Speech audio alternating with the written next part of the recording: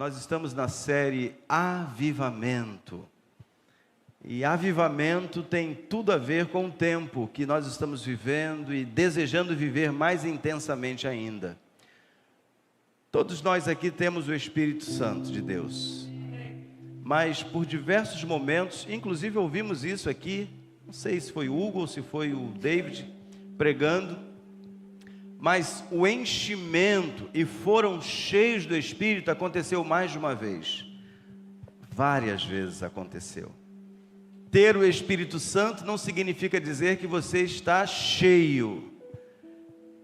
E esse cheio aí é uma busca maior, é uma intensidade maior, é uma aglomeração de gente orando, clamando, buscando, pedindo.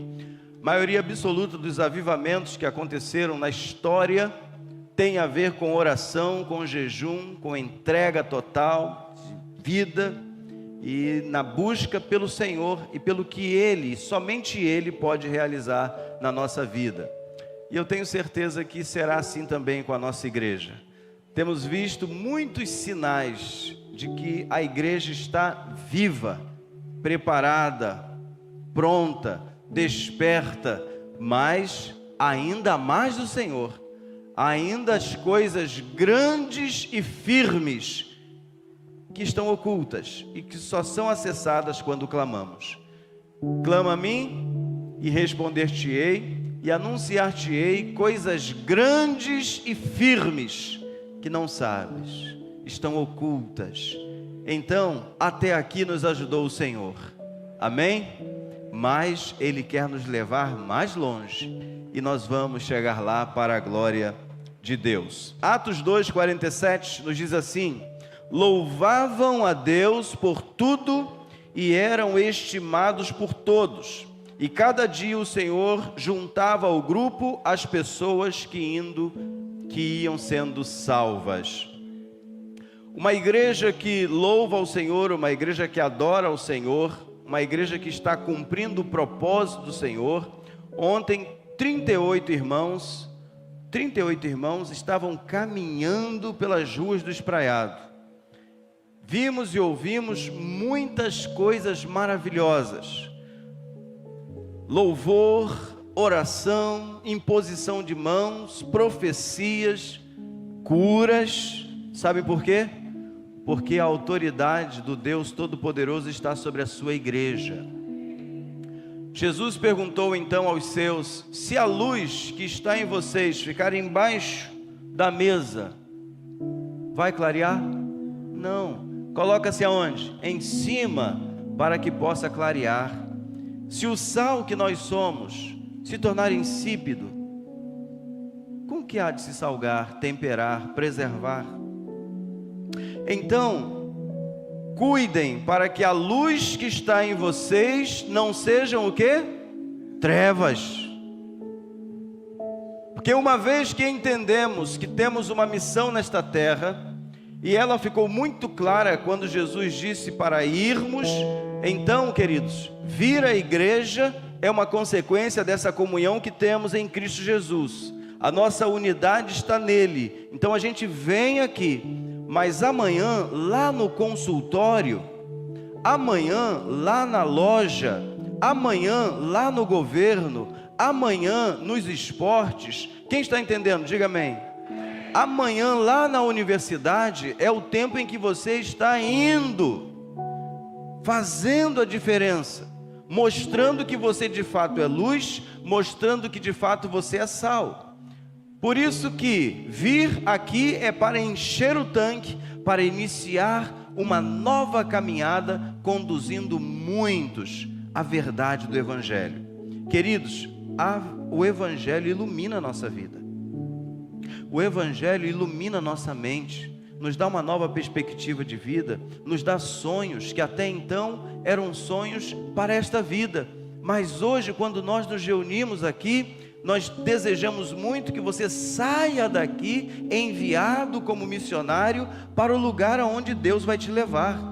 Quando você sai daqui com a sua mente voltada para o céu, você continua em comunhão com o Pai, com o Filho, com o Espírito Santo, e isso não vai, em nome de Jesus, isso não vai ser um peso para você, pelo contrário, você vai ter alegria. Quando Jesus diz que vai estar conosco, quando Jesus diz que vai estar todos os dias conosco, quando Jesus diz que Ele, Jesus, o Pai, vai descer e vai habitar conosco, e vai estar conosco, e vai nos revelar aquilo que está oculto, aquilo que está escondido. Essa semana, queridos, nós vamos ter uma grande e intensa jornada de oração, de segunda a sexta, às 18 horas, na sala de oração. Ali eu estarei em oração. Sabem por quê, queridos? Nós vamos construir um templo lá no Espraiado. Nós vamos construir um templo no Marquês.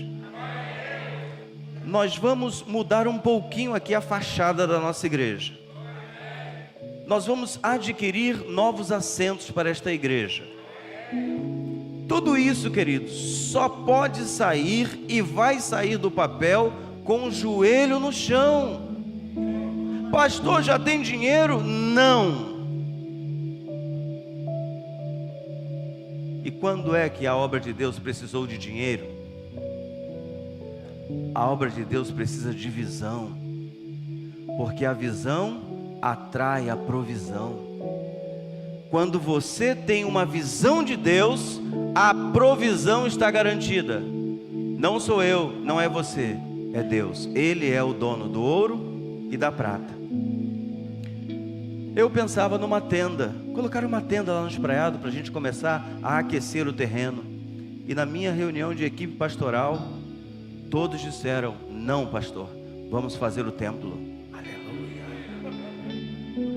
Eu estava com receio de dizer para eles: vamos fazer o templo, eles me mandarem a tenda. Eu falei: deixa eu começar pela tenda, quem sabe? E assim foi, e assim será, irmãos. Quem está aqui desde 2017 me ouviu dizer várias vezes: o Senhor fará maravilhas. Já está fazendo muitas maravilhas. Essa ou essas são mais algumas que Ele vai fazer. Quando a gente fala de construção, a gente não fala da construção em si, do aterro em si, da ornamentação daquele lugar. Nós estamos falando de pessoas, nós estamos falando de famílias, nós estamos falando de crianças, de adolescentes.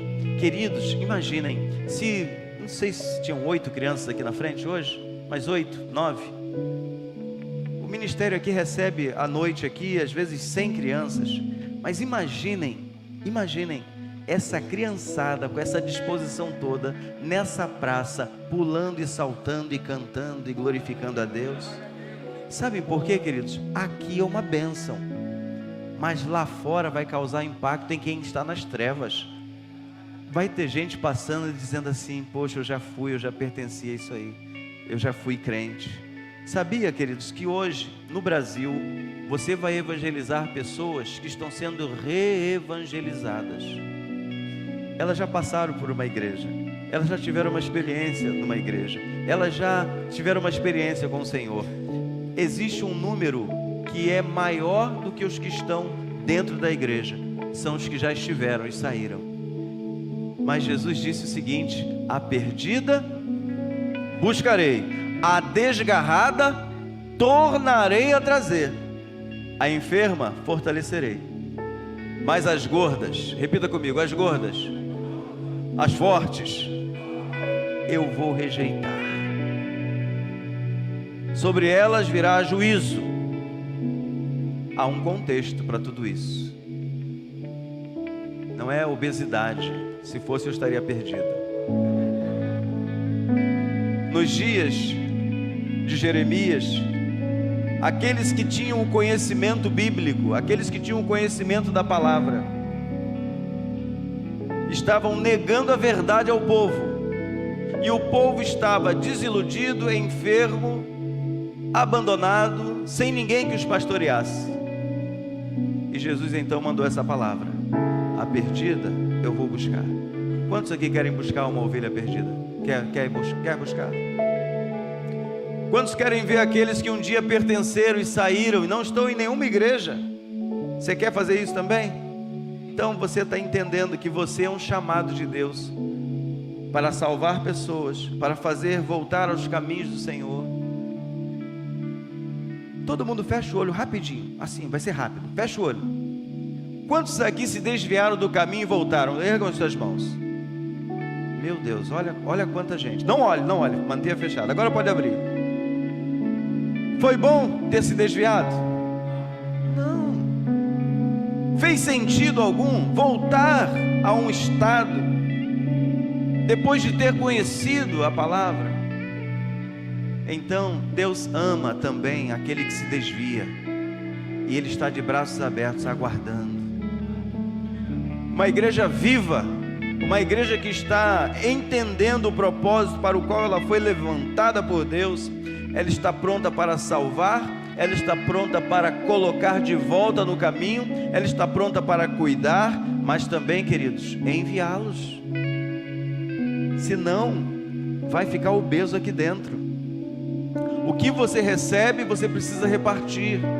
O que Deus tem te dado aqui, não é para você falar assim: meu Deus, que culto maravilhoso, que igreja abençoada. Não, Deus espera que você seja esta igreja lá fora, cheio de misericórdia, cheio de compaixão, cheio de vida, mostrando que você está nessa terra, você está passando pelos mesmos problemas, tribulações terríveis, mas você tem uma esperança que está acima da sua tribulação. Aí quando as pessoas que estão passando pela mesma tribulação que você, pela mesma provação, quando elas olharem para você e verem a luz de Jesus, a força de Jesus, o encorajamento do Espírito Santo sobre a sua vida, elas vão dizer assim: eu quero isso para a minha vida. Você pode orar por mim? Quem é que já ouviu essa frase? Você pode orar por mim. Quem já ouviu? Já ouviu? Já ouviu? Erga sua mão assim bem alto. Levanta, não abaixa não. É isso, queridos. Quando alguém olha para você e diz assim: você pode orar por mim, sabe o que ele está dizendo? Você é um sacerdote, você tem ligação com o Pai, você tem ligação com algo que é maior do que a dor que eu estou passando, você vai me levar a Deus agora. É isso que ela está dizendo quando ela pede a você uma oração. E se naquele momento você for ousado, se naquele momento você clamar ao Senhor em nome de Jesus por aquela pessoa, coisas diferentes vão acontecer dentro dela. Porque a fé vem pelo e o ouvir pela palavra de Deus. O avivamento nada mais é para uma igreja, para a minha vida, para a sua vida, que um despertar de um profundo sono. Porque nós podemos ser enganados e ludibriados por nós mesmos, imaginando que vir à casa do Senhor e pertencer a tudo isso, sem reverberar isso lá fora, sem demonstrar isso lá fora, sem brilhar lá fora, que já cumprimos a nossa parte. Não cumprimos, queridos. Nós estamos no meio do caminho, no meio do percurso. Nós temos que adorar no templo e de casa em casa, todos os dias, porque Deus quer salvar todos os dias, Deus quer libertar todos os dias, Deus quer curar todos os dias, Deus quer que pessoas sejam transformadas todos os dias. E à medida que a igreja desperta, à medida que a igreja entende, à medida que a igreja se levanta, se ergue para salvar, podem ter certeza, não serão apenas 200 mil dessa cidade, o impacto será muito maior, porque assim começou Jesus, e o impacto chegou a todo mundo, e não parou. A nossa geração vai passar. Faz assim, ó. A nossa geração vai passar. Eu vou repetir. A nossa geração vai passar. Mas nós vamos deixar a tocha acesa na mão das crianças.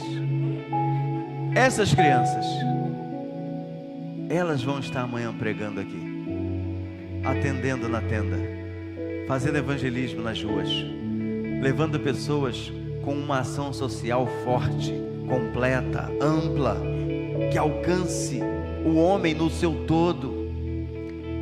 Nós precisamos, irmãos, tirar a nossa mente dessa terra. Quando a gente olha para o nosso país hoje, dificilmente você vai ver alguém feliz pelas razões certas. Pode até estar feliz, tem gente feliz, mas não pelas razões certas. Nós estamos vivendo os dias do profeta Oséias, os dias do profeta Isaías, mas no dia desses profetas, Deus também enviou esperança. Todas as vezes que Deus quis fazer alguma coisa nessa terra, Ele levantou homens e mulheres. Não foi governo, não foi clube de futebol, não, homens e mulheres. Ele chamou Adão à existência, fez um boneco, soprou lá e ele viveu.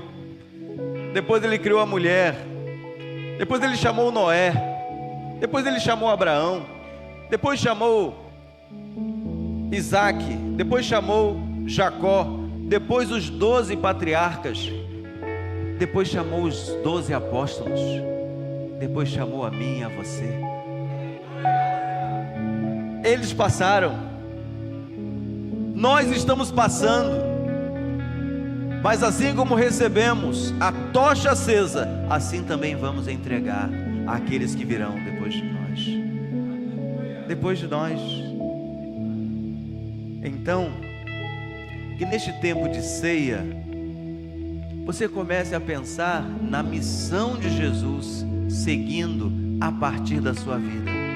Quantas pessoas alcançariam o céu a partir da minha vida? Daqui para frente, de hoje em diante, quantas pessoas eu colocaria dentro da arca da minha vida, da minha casa, do meu trabalho, na faculdade, na praça, por onde eu passar? A quantas pessoas eu vou atrair? Não é atrair, é atrair para o Evangelho de Jesus. Quantas pessoas eu vou impactar pelo grande amor de Deus que está na minha vida? Quem aqui é amado por Deus? Levanta a mão aí. É amado por Deus. Pastor, são muitas lutas, crises, guerras, dói aqui, dói ali, dói acolá, mas eu sei que Deus me ama. Tem gente lá fora que quando sofre uma dor, ele diz assim: Deus não me ama. Se amasse eu não estava passando pelo que eu estou passando. Mas com o cristão não acontece assim. A gente sabe que no dia da provação, a provisão de Deus vem. Vem encorajamento, vem fortalecimento, vem encorajamento, vem tudo que a gente precisa na medida certa. Há muitas pessoas que não podem agora cear conosco. Ainda não creram, ainda não foram batizadas. Talvez você não saiba a dimensão disso hoje. Mas amanhã, quando o Senhor te chamar, e vai chamar, Deus vai nos chamar à sua presença. Nós estaremos entrando no céu pelas portas, andando, saltando e glorificando a Deus. Mas o nosso pai talvez não, a nossa mãe talvez não, os nossos irmãos talvez não, os nossos amigos da faculdade talvez não, e outros que estão no caminho hoje conosco talvez não entrem. E isso deve tirar o teu sono, isso deve te trazer preocupação, muito mais do que as preocupações com esse tempo. Sabem por quê, queridos? Seja bom, seja ruim, tudo vai passar,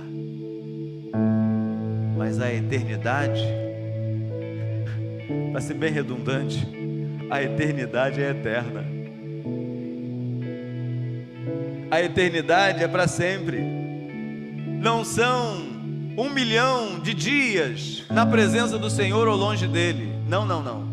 Nem 1 trilhão, pastor. Não, nem 1 trilhão. É eterno, é para sempre. Mar de cristal, para sempre. Ruas de ouro, para sempre. Anjo para todo lado. Eu e você passeando lá. Eu não sei se a gente vai ter cabelo. Não sei. Eu só sei que teremos um corpo glorificado. Eu só sei que eu saberei quem eu sou. Porque se eu chegar num lugar que eu não sei quem eu sou, logo uma amnésia. Se eu não sei quem eu sou, eu vou parar por aqui para sua cabeça não. Nós vamos para o céu, porque Jesus pagou o preço por nós. Nós vamos para o céu pela graça. Nós vamos para o céu pelos méritos dele, não nossos. Eu posso dizer para vocês com toda segurança, eu não pequei a semana passada. Estão rindo, né? Quem aqui não pecou a semana passada? Que atire a primeira pedra em mim. Nós somos salvos pela graça, irmãos. Isso então vai me liberar para o pecado? Não, queridos. Isso aí era prática quando você estava perdido. Quem aqui já viajou e se perdeu? Estava guiando lá e se perdeu. Eu já me perdi várias vezes. Agora um agravante. Você se perdeu com a sua esposa dizendo, não é por aí, é por lá. Quem se perdeu assim? Deixa eu ver.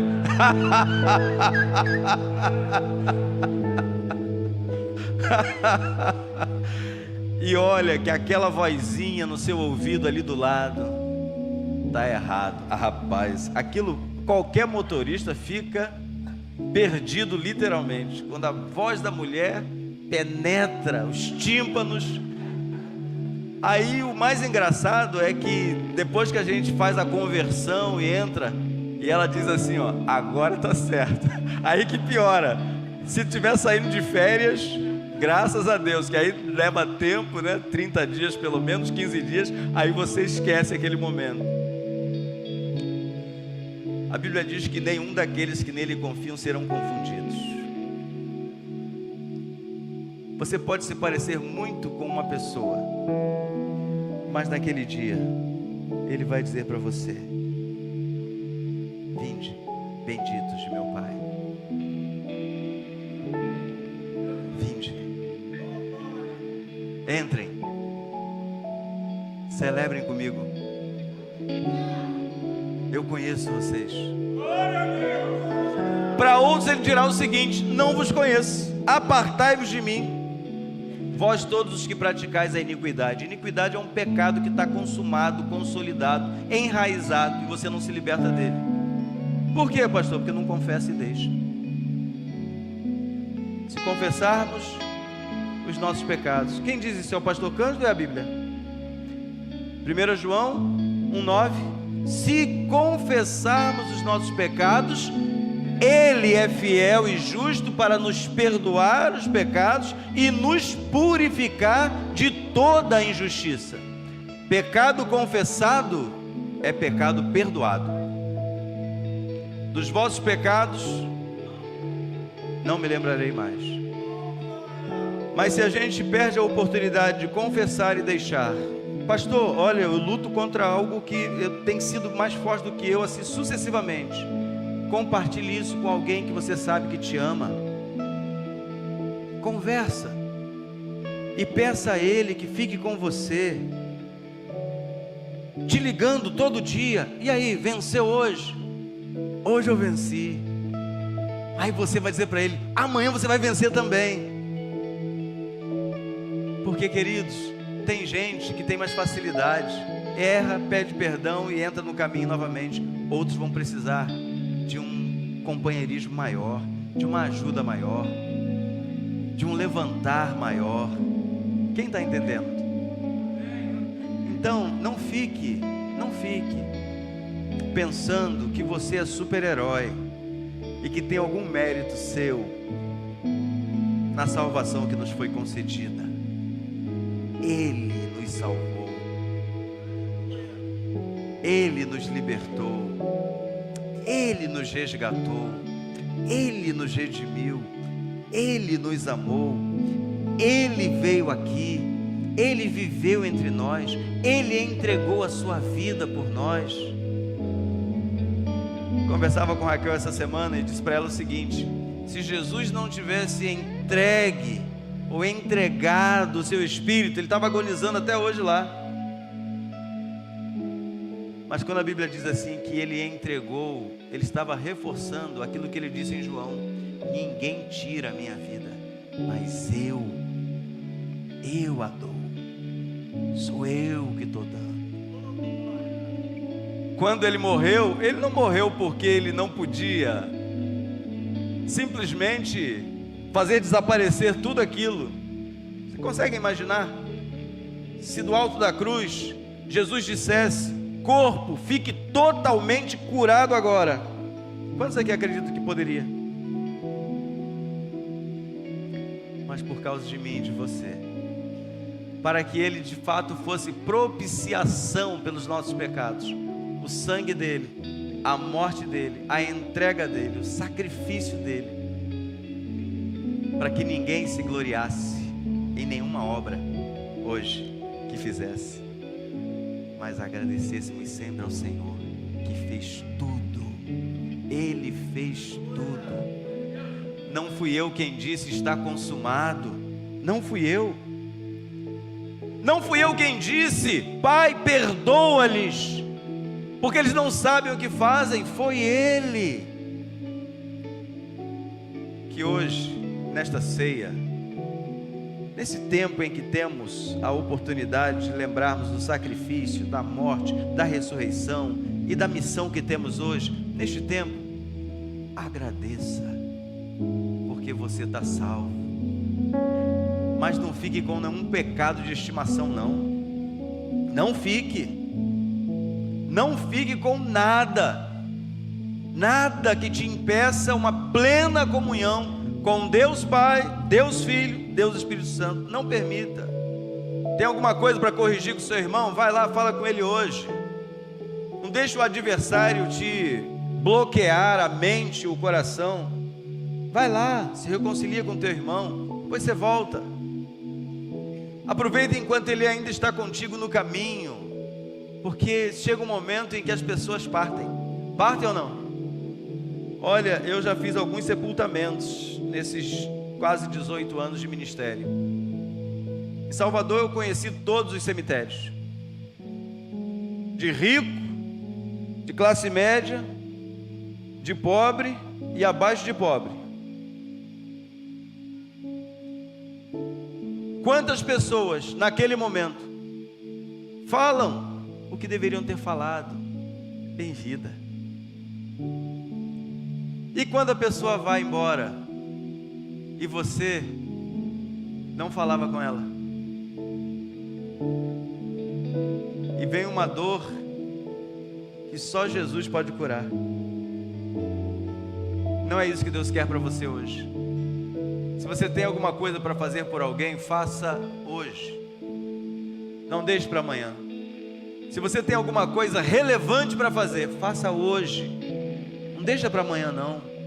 Não é à toa que está escrito: olha, não deixe o sol se pôr. Não deixe. Faça hoje. A nossa obediência revela o quanto nós amamos ao Senhor. Então, participemos agora da ceia com esse sentimento de gratidão. Obrigado, Senhor, por teu sacrifício. Obrigado, Senhor, por tua ressurreição. Obrigado por teu perdão. Obrigado. Nós somos pecadores e falhos, mas o Senhor nos amou e continua amando.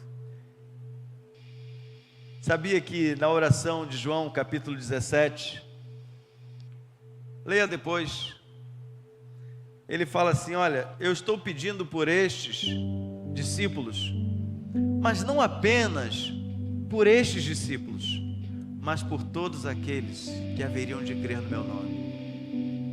Você é um desses? Erga sua mão assim, olha, fique em pé. Pastor, Jesus já orou por mim.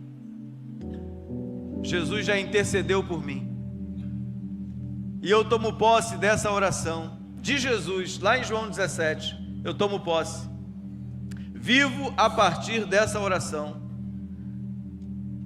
Ele pediu por mim e por você, várias vezes. Mas hoje, agradeça, porque Ele te chamou para a família dEle. Somos membros da família de Deus. O mérito é de quem, pastor? De Jesus. Foi Ele